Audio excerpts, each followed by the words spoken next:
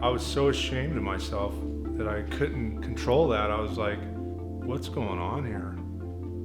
I didn't know what was happening to me. I'm still stressed from yesterday, or what is the deal with me? Just is a little overwhelming for me, because I think my eye doesn't know where to go, and then my brain starts to freak out. And I start like thinking in my head, oh my God, I can't get the sight up, and then it starts to snowball. It's scary once that snowball starts picking up and you start to realize like, oh, this is a problem.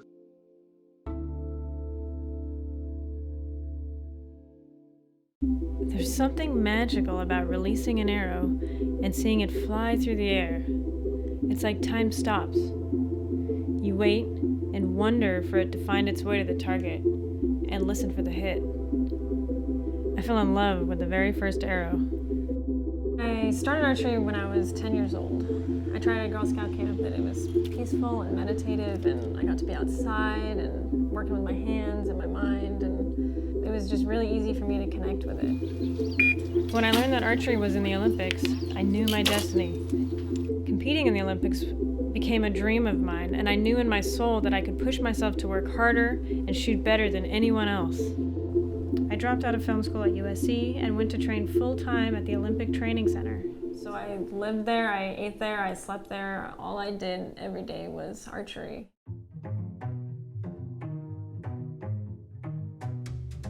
I made the World Championships team. My scores went up, my ranking went up, everything was making sense, and I saw my efforts pay off in tangible results. We have a member of the U.S. 2009 Olympic archery team, Madeleine Braun. Kristen, come on out here. But then something changed. It was so subtle at first I barely noticed. I began to flinch every so often at full draw. I assumed that it was something that I was doing incorrectly with technique, or that I needed to be stronger, or that I needed to just train more. Every day I trained harder to fix my problem. Days turned into weeks, then months. I had a bad year. But I still had hope that I could do something or change something and then be back on track. Back then, no one talked about target panic, but I had heard whispers about it. A boogeyman that causes archers to miss or be afraid of the target, drowning them in misery while robbing them of their skill. I ran away from it because I'd never heard of anyone escaping it once they were engulfed. But I was already lost in the storm. My worst experience with target panic, I started having trouble getting through the clicker. The clicker is this piece of equipment that tells you when to shoot. Some shots I would come up and I would just pull through it before I even got to my face, and I was like, how is that happening? Like, my arms didn't grow in the last 2 seconds. And then other times where I'd be sitting at full draw and I'd be expanding and trying to expand through the clicker, and I couldn't get there. So it was embarrassing and confusing, and I felt like I didn't know why it was happening, and I felt like, okay, you know what? I'm just gonna draw my bow back without an arrow in it just to get the feeling of what being at full draw comfortably feels like. So I take a deep breath and I draw my bow back without an arrow, and I couldn't hold on to the string. So without an arrow in it, just bam, let go of the string. It's a really horrible sound, and all the eyes in the room went on me, and at that point it was like, I was done. I remember my teammate Nick having similar issues that were never discussed. How's it going, bud? Good. For me, the situation was that I'd get to here, and I couldn't draw back to my face. It would just come here and just shake. I'd have to like draw down, and I'm like, what is going on here? Like, it doesn't even make sense. I have all the strength. I have all the ability. I know the technique. I've shot it a million times, and now I can't even do it. For me, being at the training center, I almost had this additional feeling of like guilt that like I have all this opportunity to train and to shoot well, and like this is all I have to do, and yet I can't do it. What the hell is wrong with me? It sucks to be in that boat. I mean, that happened to me. I lost all my funding. I can't even fathom what it would be like to have millions of dollars on the line.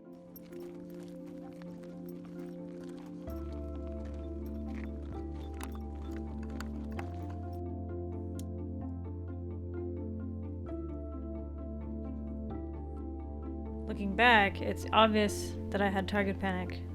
As the Olympics approached, it got worse and worse. I fought as hard as I could in the year leading up to the US Olympic trials, but I missed the team by 2 spots. My whole world fell apart. I wasn't the person I believed I was. The season was over, as was my chance at the Olympics.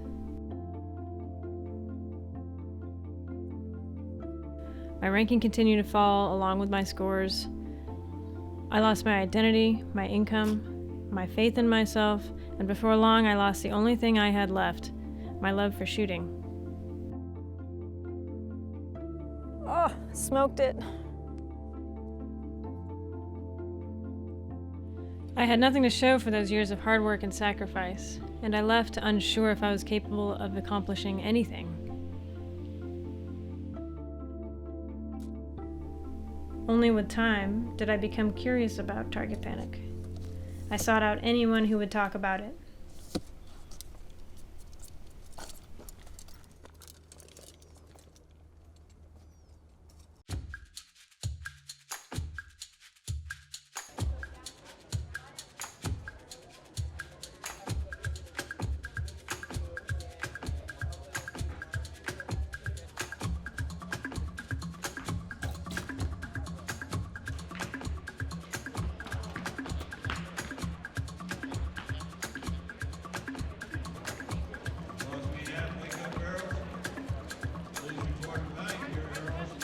I was a member of a World Championships team in 2009, trying to look into target panic. Target panic is horrible.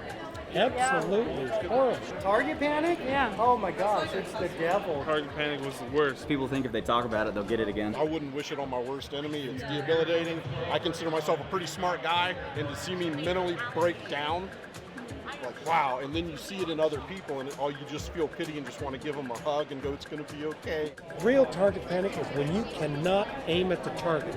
You can either freeze off to the side, you freeze down below, up high, and then you jerk it. You can't let go. You can aim right at the spot, but you can't let go. I think everybody struggles with it at some point in their career. It frustrated me to the point where I would break down, and there were times I wanted to quit. Because you're like, how can I get past this? How can I get past this? I know I'm good at this, but why am I doing this?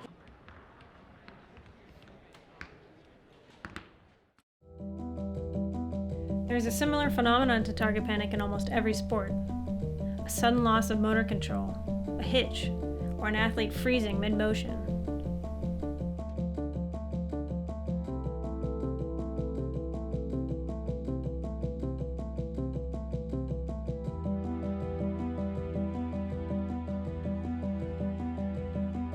Based on my own experience, it starts when dozens of unhelpful psychological factors are ingested and ingrained, building layer upon layer, until finally there's a physical manifestation. You can see the physical effects, the flinching, the tremors, the inability to aim at the target. You try and try and try to fix the physical symptoms, but really the cause is buried under invisible layers of misunderstanding, shame, guilt, and fear of failure. Stress about these new symptoms creates more anxiety surrounding the problem, which leads to even more symptoms in a vicious cycle.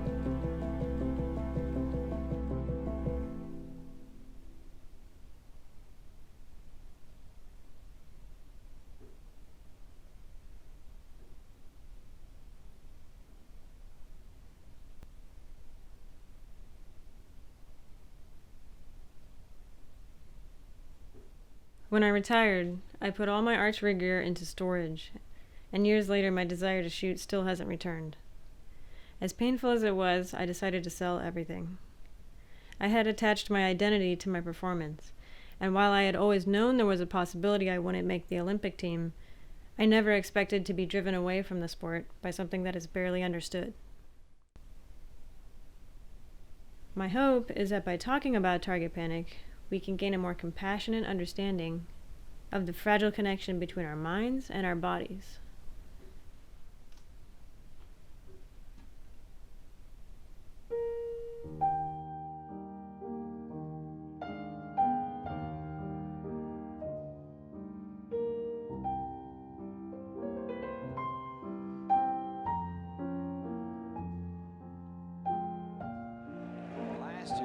200 with 2 home runs in 67 games, and Franco with his first pitch for ball 1. That's one of those you don't even want to watch. I don't even want to watch. Look at this. I mean,